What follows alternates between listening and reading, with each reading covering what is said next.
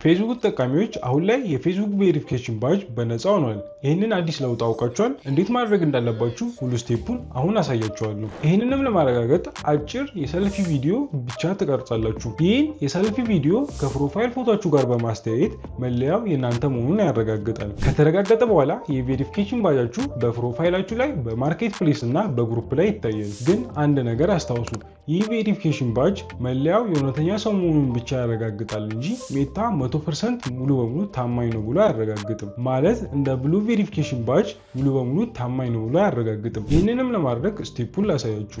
በመጀመሪያ ፌስቡክ ስር እንገባለን። በመቀጠል እቺ 3 አይኮኗን እነካና ወርታች እንወርዳለን። ስክሮል ካደረግን በኋላ ሴቲንግ ኤንድ ፕራይቬሲ የሚል አለ፣ እሱን እነካለን። ከዛ ሴቲንግ ስር እንገባለን። ላይ አናቱ ላይ አካውንት ሴንተር የሚል አለ፣ እሱን እነካለን። ውስጥ በመግባት ፓስወርድ ኤንድ ሴኩሪቲ የሚል አለ፣ እሱን እነካና እዚህ ጋር ቬሪፊኬሽን ሰልፊ የሚል አለ፣ እሱን እነካለን።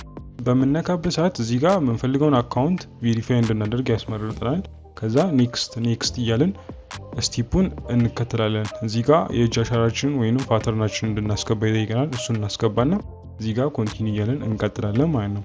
በመቀጠል እንዴት ሰልፊውን መነሳት እንዳለብን ሙሉ ስቴፑን ያሳየናል። እዚህ ጋር ስቴፑን በቪዲዮ ላይ በቀስት ባሮ ያሳየናል። በሱ መሰረት ቪዲዮ እንነሳለን። እንደምትመለከቱት ቪዲዮን እየተቀበለው ነው። እሱን አስገባለሁ። ራይት ምልክት ያሳያል። አረንጓዴ ሲሆንልን እንደተቀበለው ያሳያል ማለት ነው። በመቀጠል እዚህ ጋር አፕሎዲንግ የሚል አለ፣ እንጠብቀዋለን ትንሽ።